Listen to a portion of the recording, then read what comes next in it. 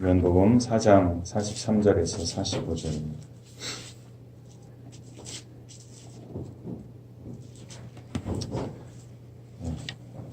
제가 봉독해 드리겠습니다. 이틀이 지남에 예수께서 거기를 떠나 갈릴리로 가시며 친히 증언하시기를 선지자가 고향에서는 높임을 받지 못한다 하시고 갈릴리에 이르심에 갈릴리인들이 그를 영접하니 이는 자기들도 명절에 갔다가 예수께서 명절 중 예루살렘에서 하신 모든 일을 보았음이더라. 아멘. 오늘 90도까지 올라왔었죠. 근데 교회 이렇게 딱 들어오니까 시원해가지고 좋더라고요. 자, 지난 주일날 설교 말씀을 잘 들으셨던 분들은 이제 아마 오늘 이제 이 말씀까지 더 들으시면 좀 도전이 되지 않을까 그런 생각이 듭니다. 그러니까 우리가 하나님 앞에서 어떤 존재인가 하는 것을 살펴볼 때 이제 우리 아까 권사님 기도도 해주셨지만 우리가 좋은 씨앗인데 좋은 씨앗의 의미가 어떤 걸까 이렇게 생각해 봤을 때 이제 오늘 말씀이 조금 더 도움이 되지 않을까 이런 생각이 듭니다. 좋은 씨앗이요. 일단 결론부터 얘기하면 완벽한 것을 얘기하는 건 아닙니다. 자, 이렇게 오늘 때우고 이제 말씀을 시작하면 제가 이제 어떤 청년하고 대화를 하는데 청년이 그런 얘기를 해요. 자기가 교회 열심히 다니고 사역도 열심히 하고 그렇게 신앙생활을 열심히 하고 하면 자기 믿음이 잘 자랄 줄 알았다는 거예요. 그래서 믿음이 성숙해지고 이렇게 될 거라고 생각했는데 자기가 막상 해보니까 남같이 이렇게 잘 안 된다고. 그래서 여전히 신앙의 갈등이 있고 믿음의 확신에 대해서 흔들릴 때가 있고 그래서 그런 게 참 힘들다 이런 얘기를 합니다. 그리고 이제 어떤 성도님하고도 대화를 하는데 이 성도님도 비슷한 얘기를 하세요. 신앙생활 하는데 자기가 뭔가 믿음이 자랐는 줄 알았는데 막상 어떤 상황들이 있고 이렇게 할 때 하나님의 뜻이 어디 있는지 잘 모르겠고 분별할 수가 없고 어떻게 결정하고 어떻게 판단해야 할지 내가 이 길을 어떻게 가야 될지 잘 모르겠다는 거예요. 어떤 게 하나님 뜻인지 어떤 게 성경적인 건지 내가 하나님한테 잘하는 것인지 그런 거 잘 모르겠고 결정할 수 없는 그런 자기 믿음 그게 너무 연약하고 부끄럽다. 그래서 참 힘들다. 이런 얘기를 하세요. 어떻게 생각하십니까, 여러분들? 이런 고민에 대해서. 여러분들은 또 어떠실까요? 또 궁금한데. 제가 이제 그런 고민을 들으면서 어떤 생각이 들었냐면 두 분 다 우리 교회 분들이거든요. 그래서 우리 교회가 희망이 있다. 저는 이렇게 생각했습니다. 자, 우리가 여러분 믿음을 가늠할 때요. 이제 곧잘 우리가 믿음 그러면 어떤 아주 확고한 믿음, 아주 확신이 있어서 흔들림이 없는 그런 믿음.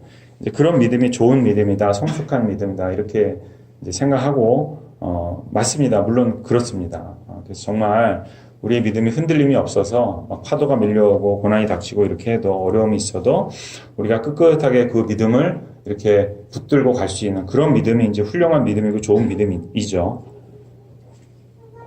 그런데 이런 생각도 좀 들어요. 좋은 믿음, 건강한 믿음, 우리가 일반적으로 생각하는 그런 어떤 믿음의 모델 같은 거. 그래서 막 확고하고 흔들림이 없어야 하는 그런 믿음이 꼭 그러면 좋은 믿음일까? 이런 질문이 좀 드는 거예요. 왜 그러냐면, 우리가 이렇게 볼 때 정말 아주 미동도 하지 않는 아주 정말 바늘로 찔러도 피 한 방울 나올 것 같지 않는 그렇게 아주 돌덩어리 같이 단단한 그런 신령, 믿음, 이런 것들을 어디에서 자주 발견하게 되는가 이렇게 생각해 봤을 때 오히려 어떤 건강한 모습이나 이런 것보다도요 잘못된 믿음이나 잘못된 신앙 혹은 잘못된 어떤 신념 심지어는 이단 이런 데서 오히려 더 고집스럽고 더 흔들리지 않는 그런 믿음의 모습을 발견할 때가 더 많이 있는 것 같아요. 물론 제 생각일 수는 있습니다. 이게 신앙 얘기는 아닌데 제가 이 예를 어떻게 들을까 고민하다가 근데 이게 혹시 좀 정치 얘기로 오해하실까봐 좀 고민이 되긴 하는데 그런 의미로 하는 얘기는 아니니까 오해는 없이 여러분 들으셨으면 좋겠어요. 제가 이제 얼마 전에 뉴스를 보다가요 정말 아주 아연실색을 한 적이 있어요. 왜 그랬냐면 요즘에 이제 한국의 정세가 막 동아시아 정세가 막 급변하고 있잖아요. 지금 남북 정상회담 끝났고 지금 북미 회담 한다고 막 그런 굉장히 중차대한 시기입니다. 근데 이제 이것을 바라보는 시각은 사람마다 다 다를 수 있어요. 그러니까 우리가 뭐 우리 교회만 봐도 똑같이 우리가 다 나라를 사랑하는데 그런데 보수적인 분도 있고 그런데 좀 진보적인 분도 있고 그렇습니다. 그래서 우리가 나라를 사랑하지 않아서 그런 게 아니라 조국을 다 사랑함에도 불구하고 생각과 마음은 다 다를 수 있습니다. 그런데 이제 우리가 그런 어떤 이념이 됐던 사상이 됐던 신앙이 됐던 그것이요, 우리가 어떤 그런 것들을 마음에 이렇게 잘 가지기 위해서는 뭐가 필요하냐면 내가 가지고 있는 그런 생각과 사상과 신앙과 믿음에 대한 어떤 목적 혹은 이유, 명분 이런 것들이 좀 분명해야 되지 않나 이런 생각이 듭니다. 만약에 그런 과정이 없이 그냥 무조건적인 신념, 무조건적인 믿음, 맹목적인 신앙 이런 것처럼 무서운 게 없어요. 아마 지금 막 남북 정상회담하고 이제 이런 것들을 바라보는데 자기는 마음에 안 드시는 분인 것 같아요. 이제 시위를 하는데 시위도 해야죠. 다 100% 찬성하고 그러면 공산당이게요. 반대하는 사람도 있어야 민주주의죠. 근데 이제 반대하는 건 좋은데 들고 있는 그 피켓에 이렇게 써 있었어요. No peace. 그리고 제가 그걸 보고 정말 기절했어요. 참 반대하고 걱정하는 거는 괜찮은데 no peace라뇨. 우리가 지금 가장 바라는 게 평화 아닙니까? 근데 평화를 반대한다. 그러니까 자기의 이념이나 자기의 신념이 도대체 무엇을 위한 것인지 목적이 없으면요. 그냥 반대를 위한 반대, 찬성을 위한 찬성을 하게 되고 그것이 가장 위험한 믿음이나 사상이나 신앙이 될 수 있다는 거예요. 심지어 이런 얘기도 제가 들어본 적이 있어요. 나라를 팔아먹어도 나는 지지하겠다. 정말 위험한 거죠. 자, 이제 이 얘기는 그만하고요. 자, 이렇게 맹목적인 이념이나 사상은요, 나라를 망칠 수도 있어요. 그런데 우리가 이제 이것을 신앙으로 생각해 봤을 때 신앙은 어떻겠습니까? 만약에 우리의 믿음이, 우리의 신앙이 그렇게 맹목적이다. 어떤 명분도 이유도 다 필요 없고 그냥 그런 거 다 상관없이 그냥 무조건이다. 라고 하는 믿음을 가지고 있다면 그것처럼 위험한 신앙도 없다는 거죠. 제가 아까 왜 그 고민하는 분들의 이야기를 들으면서 우리 교회에는 희망이 있다 그렇게 생각했겠습니까? 고민한다는 게 바로 뭐를 증명하는 거냐면 바로 그분들이 자기의 신앙에 있어서 어떤 명분을 찾고 이유를 찾고 뜻과 과정을 찾는 그런 과정이 그분들의 신앙 속에 있기 때문에 그분들의 신앙은 맹목적인 신앙이 아니라는 증거이기 때문에 희망이 있다 그런 생각이 들었어요. 우리의 믿음이 흔들리지 않는 것 중요합니다. 든든한 아주 확고한 믿음과 신념을 가지는 것 참 좋은 일인데 반대로 그러면 우리의 믿음이 흔들리면 우리의 신앙이 자꾸 흔들리면 그러면 그 신앙은 문제 있는 거고 잘못된 신앙이냐. 이제 물론 흔들리는 것도 어떻게 흔들리느냐에 따라서 좀 이렇게 얘기가 다를 수는 있습니다. 물론. 그렇지만 흔들리는 신앙, 확신을 가지지 못하는 신앙이 잘못된 신앙이다라고 낙인 찍는 것 역시 굉장히 위험하고 바르지 않을 수 있다. 왜 그러냐면 우리가 흔들리기 때문에 또 우리가 때로는 확신을 잊어버리기 때문에 우리가 뭘 하냐면 고민합니다. 그래서 자꾸 목적을 찾고 방향을 찾고 그것을 확인하고 점검하는 과정을 우리가 가지게 되기 때문에 오히려 우리가 흔들리고 확신을 잃게 되는 것들이 우리의 신앙에 도움이 될 때도 있다는 거예요. 자, 이제 서론이 너무 길었는데요. 이제 오늘 말씀이 이제 바로 그런 어떤 맹목적인 신앙을 경계하시는 예수님의 말씀입니다. 그런 모습을 보여주는데 이제 예수님 이제 이때가 이제 지난주에 우리가 살펴봤지만 사마리아에서 이틀을 머무시고 나서 이제 사마리아에서 발행해서 갈릴리로 가시는 그런 때예요. 근데 이제 갈릴리로 가시면서 예수님께서 무슨 얘기를 하시냐면 선지자가 고향에서는 높임을 못 받는다 이제 이런 얘기를 하면서 가세요. 일단 예수님 고향을 좀 정리를 하고 말씀을 시작할게요. 예수님 고향이요 좀 복잡해요. 이거 헷갈리시는 분들 많이 있더라고요. 예수님 고향이 어딘지 아세요 혹시? 그쵸? 자 이제 이렇게만 나오면 이게 틀린 건 아니에요. 왜냐하면 예수님의 출생은 베들레헴에서 했고요. 성장은 나사렛에서 하고 그리고 나중에 공생의 사역을 시작하면 예수님 집이 또 어디로 이사 가냐면 가버나움으로 이사 가서 갈릴리에 또 계세요. 그래서 이제 이게 헷갈려요. 자, 베들레헴, 그러니까 태어나신 곳은 또 훨씬 더 이렇게 떨어져서 밑에 쪽에 있기 때문에 베들레헴은 안 그런데 이제 나사렛은요. 이제 나사렛에서 출생하긴 했지만 나사렛하고 예수님 나중에 이사하셨던 가버나움 다 어느 지역이냐면 전부 다 갈릴리 지역이에요. 그래서 예수님의 고향을 꼭 집어서 나사렛 예수 이렇게 얘기하는 것도 맞는 얘기지만 예수님의 고향이 갈릴리 지역이다 이렇게 얘기하는 것도 틀린 얘기는 아니에요. 그러니까 왜 우리가 고향이 부산인데 부산 출신입니다 이렇게 얘기 안 하고 경남 출신입니다 이렇게 얘기해도 틀린 말이 아닌 거랑 이제 비슷한 개념입니다. 그래서 지금 이제 이 상황이 예수님 갈릴리로 가고 계시잖아요. 그래서 선지자가 고향에서 높임 못 받는다 하는 이 고향은 지금 예수님께서 어디 얘기하느냐 하면 나사렛을 떡 집어서 얘기하는 게 아니라 그냥 갈릴리 지역을 이렇게 통칭해서 말씀하시는 거예요.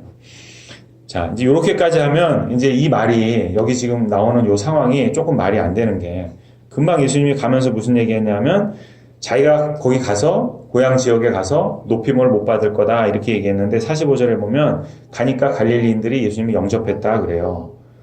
그러니까 이 영접했다 그러니까 예수님 막 환영하고 반기고 막 이렇게 한 거거든요. 그러니까 금방 예수님은 내가 높임 못 받을 거다 그랬는데 가니까 막 환영한단 말이에요. 그러니까 이제 이 본문 자체가 뭔가 모순이 있는 것 같고 말이 안 되는 것 같아요. 자, 근데 그런 게 아니고 이제 결국 예수님은 지금 무슨 말씀을 하고 싶으신 거냐면 갈릴리 사람들이 실질적으로는 예수님이 갔더니 예수님을 막 환영하고 반기고 있어요. 그런데 그 사람들의 환영은 예수님께서 말씀하시는 나를 높이는 일은 아니다. 이 얘기를 하시는 거예요.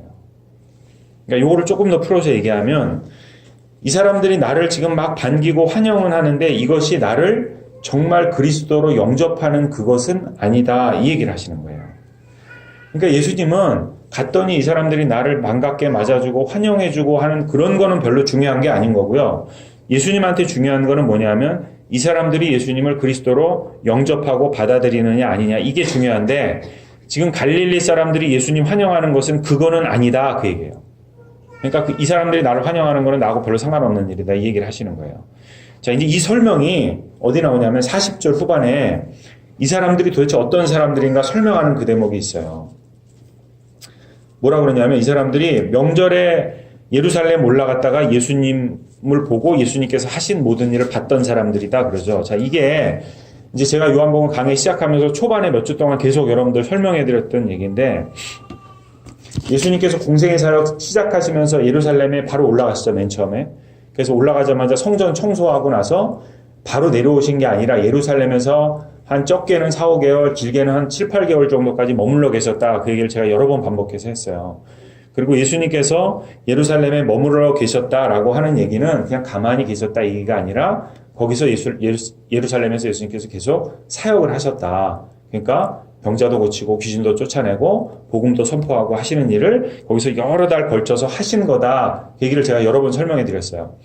자, 그러니까 이 사람들이 누구냐 하면 명절에 올라갔다가 예수님께서 거기서 여러 달 머물면서 사역하셨던 그거를 보았던 사람들이에요. 그리고 이제 자기 고향의 갈릴리로 다시 내려왔는데 예수님이 다시 오니까 이제 막 환영한 거란 말이에요. 근데 이제 이 사람들을 예수님께서 뭐라고 부르시냐면 이제 이번 주는 아니고 다음 주에 살펴볼 내용인데 그 48절에 가보면 너희는 표적과 기사를 보지 않으면 도대체 믿질 않는다 이렇게 얘기해요. 그러니까 이 말이 무슨 뜻이냐면 이제 이 사람들을 설명하는 거예요. 자, 이 사람들이 예수님을 지금 영접하고 환영하는 이유에 대한 말씀이에요. 사람들이 명절 때 예루살렘에 올라갔다가 예수님을 봤어요. 근데 그 예수님이 지금 갈릴리에 오니까 막 환영하는데 이 사람들이 그때 예루살렘에서 예수님의 무엇을 봤냐 하면 표적과 기사를 봤다는 거예요. 자, 병 고치고 귀신 쫓아내고 뭔가 굉장히 초자연적인 그런 기적을 베푸는 일들을 봤다는 거예요. 그리고 이 사람들의 기억에는 예수님은 그런 것들을 하는 분으로 각인돼서 기억하고 있는 거예요. 그런 사람들이라는 거예요, 이 사람들이. 자, 근데 이 말은 또 뭐를 반증하느냐면 그거는 기억하는데 예수님께서 무엇을 이야기했는지에는 별로 관심이 없었다는 걸 얘기해요. 자, 근데 요한복음 지금 여기 4장까지 오기까지 계속 예수님의 사역을 가만히 보면요. 예수님이 무슨 기적을 베풀고 이런 거에 초점이 있지 않습니다. 자, 우리가 니고데모도 살펴봤고 수가성 여인도 살펴봤잖아요. 보면 다 예수님이 뭘 하시냐면 복음을 얘기를 해요. 그래서 니고데모한테 야, 네가 물과 성령으로 나지 않으면 하나님 나라를 볼 수 없다. 수가성 여인한테 내가 목마르지 않는 생명의 물을 주겠다. 그래서 복음을 선포하고 그 사람들이 복음에 꼬꾸라져서 돌아섰던 거지 무슨 기적이 있고 이랬던 게 아니었거든요. 자, 근데 지금 이 갈릴리 사람들은 예수님의 말씀, 정말로 예수님을 구주로 영접하고 믿어야 되는 진짜 명분과 이유, 바로 그분의 말씀에 대해서는 관심이 없는 거예요. 그리고 이 사람들의 머릿속에는 뭐만 있냐면 기적만 있는 거예요. 자, 그리고 또 중요한 게 있어요. 자, 이 사람들이 누구냐면요. 이 사람들이 나중에 2년의 시간이 지나고 나면 예수님께서 빌라도한테 재판받을 때 바로 그때 빌라도 총독을 향해서 저 예수를 십자가에 못 박으소서 소리쳤던 사람들이 이 사람들이에요. 예수님의 기적은 있어요. 그런데 예수님의 복음은 없어요. 맹목적인 믿음만 가지고 있는 사람들이에요. 그러니까 이 사람들의 신앙은 그렇게 위험한 폭도로 그 순간에 변하게 된다는 거예요. 자, 복음에 그 알맹이가 없는, 그래서 내가 왜 도대체 이것을 믿는지, 내가 뭘 믿고 있는지, 내가 이 믿음을 통해서 무엇을 기대하고 무엇을 소망하는지 아무런 그런 성찰이 없는 맹목적인 믿음, 그 사람들의 환호, 예수님께서는 전혀 반가워하지 않으셨다는 거예요. 자, 이 갈릴리 사람들이 예수님 환영하는 이 장면하고요, 굉장히 비교되는 장면이 우리가 사실은 지난주에 살펴봤던 장면이에요. 바로 밑절, 우리 43절부터 읽었는데 42절에 보면요. 42절에 이제 그 수가성 여인 때문에 사마리아 그 마을 사람들이 예수님을 초대하잖아요. 우리한테도 좀 복음을 얘기해 주세요. 초대하고 나서 그 사람들이 믿게 되는데 42절에 뭐라고 그 상황을 설명하냐면 이 사마리아 사람들이 얘기하는 거예요. 우리가 믿는 것은 내 말로 인함이 아니고, 여기서 너는 사마리아 그 수가성 여인이에요. 그 여인의 말 때문에 믿는 게 아니라 우리가 친히 듣고 그가 참으로 세상의 구주신 줄 알미라, 이렇게 얘기해요. 우리가 이분의 말씀을 들어보니까, 이분이 선포하는 복음을 들어보니까 이분이 정말로 구주신 것을 우리가 알고 이분을 구주로 우리가 영접하겠다 한다는 거예요. 근데 여러분, 여기에 무슨 기적이 있습니까? 뭐 병 고치고 귀신 쫓아내고 그런 거 여기 있어요? 없잖아요. 그 대신 뭐가 있어요? 말씀이 있고 듣는 귀가 있었다는 거예요. 예수님 복음을 선포하셨고 사마리아 사람들이 이거 들었어요. 그러고 났더니 이 사람들이 그 말씀에서 뭘 찾았겠어요? 자기들의 믿음의 명분을 찾게 된 거예요. 자, 그리고 여러분, 아까 그 갈릴리 사람들은 나중에 예수님 못 박는 사람들이 된다 그랬죠? 이 사람들은 뭐가 되겠습니까? 나중에 사마리아 성에 누가 들어와요? 빌립 집사가 와서 사마리아 교회를 세우고 그 교회가 막 부흥하잖아요. 그 교회 빌립 집사 혼자 세웠겠어요? 이 사람들하고 같이 세운 거예요. 그 교회를 세우는 사람들이 된다. 여러분, 흔들림이 없는 믿음이 교회를 세운다, 이렇게 생각하지 마세요. 그렇지 않습니다. 사실은 흔들림이 전혀 없으면 더 위험한 거예요. 왜 그러냐면 흔들림이 없으면 고민 안 해요. 더 이상. 뭐 흔들림이 없는데 무슨 고민합니까? 명분과 이유가 더 이상 필요 없어요. 안 흔들리기 때문에. 그래서 여러분, 우리의 믿음은요, 사실은 좀 흔들려야 돼요. 좀 갈팡질팡하고 우왕좌왕하기도 좀 해야 된다는 거예요. 여러분, 그런 우리의 믿음의 과정을 잘 설명하는 말씀이 어디 있냐면, 작년에 제가 그 말씀 준비하다가 찾아봤어요. 도대체 얼마나 오랫동안 했나 했더니 작년에 제가 욥기 강해를 했는데 7개월을 했더라고요. 무려. 욥기 23장 10절 말씀이에요. 그러나 내가 가는 길을 그가 아시나니 그가 나를 단련하신 후에는 하나님이 흔든다는 거예요. 흔드신 후에는 내가 순금같이 되어서 나온다. 작년에 욥기 강의 들으셨던 분 아마 기억하실 거예요. 여러분, 욥이 고난받으면서 하나님한테 했던 수많은 외침과 기도 한마디로 하면 이거예요. 하나님, 왜? 도대체 왜 그러세요? 이거예요. 얼마나 욥이 하나님한테 부르짖어요. 하나님, 도대체 왜? 무엇 때문에? 왜 그러세요? 여러분, 바로 이 왜가 우리 신앙에 있어야 된다는 거예요. 이유를 찾고 명분을 찾고 그것을 찾아가는 과정이 있어야 그때 비로소 진짜 건강한 흔들림이 없는 믿음이 될 수 있다는 거예요. 그러니까 여러분들이 막 이렇게 신앙생활을 하다 보면 흔들리잖아요. 헷갈리잖아요. 잘 모르겠잖아요. 확신이 안 서잖아요. 그런 여러분 확신이 없는 믿음, 흔들리는 믿음, 신념이 부족한 믿음, 여러분 그런 여러분의 믿음 부끄러워하지 마세요.